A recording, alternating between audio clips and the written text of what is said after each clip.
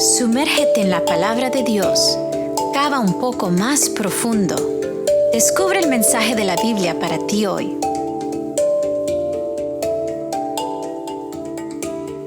Amigos, en esta mañana estoy contento de poder compartir con ustedes nuevamente de la palabra de Dios. Y el tema de hoy es titulado La actitud de Jesús hacia las personas. Con esto comencemos el estudio con una oración.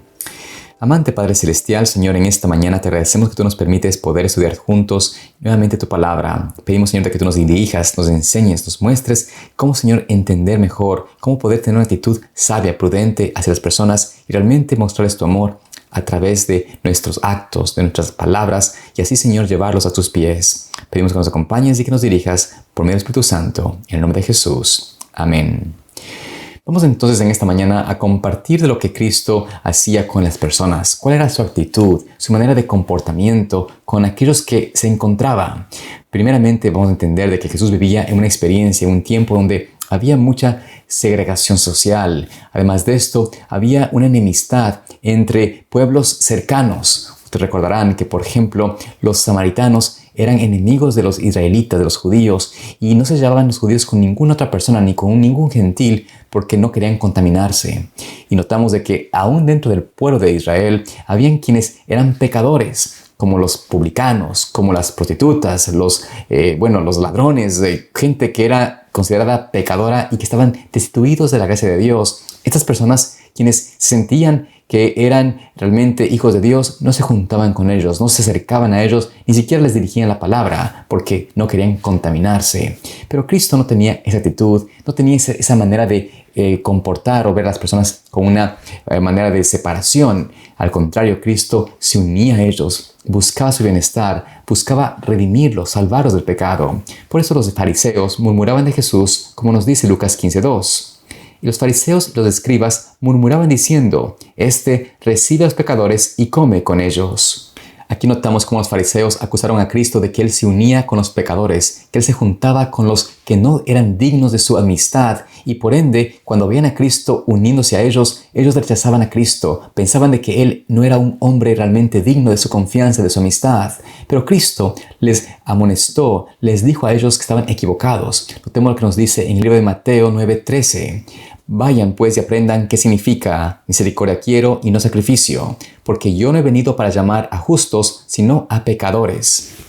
Aquí vemos como Cristo les dice, les amonesta a ellos de que ellos debían aprender a estudiar la palabra de Dios correctamente, a escudriñar en ella y comprender de que la verdad acerca del Señor era una verdad, era un servicio de amor. Él quería que ellos entiendan lo que significa misericordia, amor a Dios y no sacrificio. No solamente hacer la liturgia de la palabra de Dios o de la enseñanza ceremonial que se mostraba en los servicios del templo, pero también quería que entiendan y comprendan el poder transformador de la palabra de Dios, lo que significaba realmente amar a Dios y al prójimo. Por eso Cristo les dice de que Él vino a llamar a los pecadores, a buscar a los pecadores, los que habían perdido y no a los justos, porque en realidad no hay ningún ser humano que es justo. Todos somos pecadores, todos somos destituidos de la gloria de Dios. Es así como entonces todos tenemos que ser realmente rescatados por Cristo, salvados del pecado.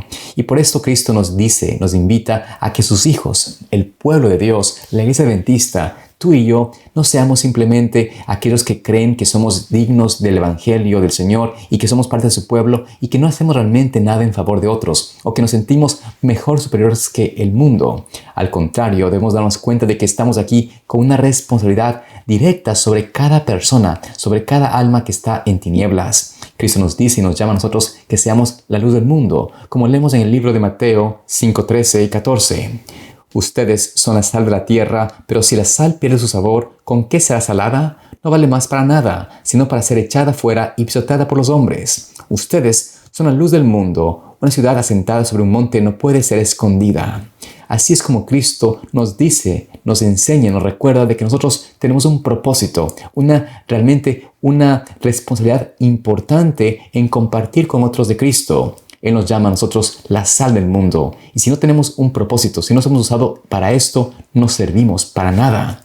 Igual es aquel llamado de Dios a que seamos una luz en el mundo, a que seamos una luz encendida, que alumbra, que no puede ser escondida, oculta. Esto quiere decir de que tenemos que conectarnos, unirnos directamente con los pecadores, unirnos con aquellos que están sufriendo, con aquellos que están realmente destituidos de todo vínculo humano, de afecto, de cariño. Pensemos ahora mismo en las personas que están sufriendo por esta misma crisis, por esta misma pandemia. ¿Cuántas personas están realmente ahora mismo necesitando de Cristo, necesitando de un amor genuino por parte de alguien que profese amar al Señor? Conocemos muchas personas que están realmente simplemente sentados en su casa y recibiendo de Dios conocimiento, información, pero no han permitido que su gracia, que su palabra transforme sus vidas. Y por eso no conocen a sus vecinos, no conocen a ninguna persona necesitada, no conocen a nadie que esté realmente necesitando de Cristo, porque ellos mismos no se dan cuenta de su necesidad. Se sienten como se sentían los fariseos y escribas, que eran superiores al resto, que no tenían que tratar con aquellas personas que están realmente separadas de Dios o alejadas de Dios. Pero esto realmente no es el mensaje de Dios para nosotros, no es la manera que Cristo quiere que obremos, no es la forma como Cristo quiere que realmente trabajemos y seamos ejemplos suyos. Al contrario, Cristo nos dice de que Él es realmente esa luz en el mundo. En Juan 1:9 nos dice: aquel era la luz verdadera que alumbra a todo hombre que viene al mundo. Así vemos como nos dice la palabra que Cristo era la luz verdadera, era la luz que vino al mundo, la que nos puede realmente encender en nosotros un espíritu nuevo, una transformación del carácter, del corazón y poder ser realmente esos vínculos de amor, misericordia, de paz hacia otros. Cristo nos dice en Juan 12:16: yo he venido al mundo como luz para que todo aquel que cree en mí no permanezca en tinieblas. Notamos aquí como Cristo nos promete, nos dice de que si estamos en Él, si permanecemos en Cristo, no andaremos en tinieblas, tendremos esa luz, ese amor, ese vínculo de servicio, de entregarnos por otros como Cristo tuvo por nosotros. Esta experiencia, esta unión con Cristo hará posible que entonces tratemos a las personas diferente. Trataremos a ellos como Cristo los trató. Tendremos una actitud similar a la que Cristo tuvo. Veremos a cada persona como alguien precioso para Cristo, alguien que necesita de la gracia de Dios. Por esto Cristo nos dice en Juan 17:15-18 lo siguiente: no ruego que los quites del mundo, sino que los guardes del maligno. No son del mundo, como tampoco yo soy del mundo. Santifícalos en la verdad, tu palabra es verdad. Así como tú me enviaste al mundo, también yo los he enviado al mundo.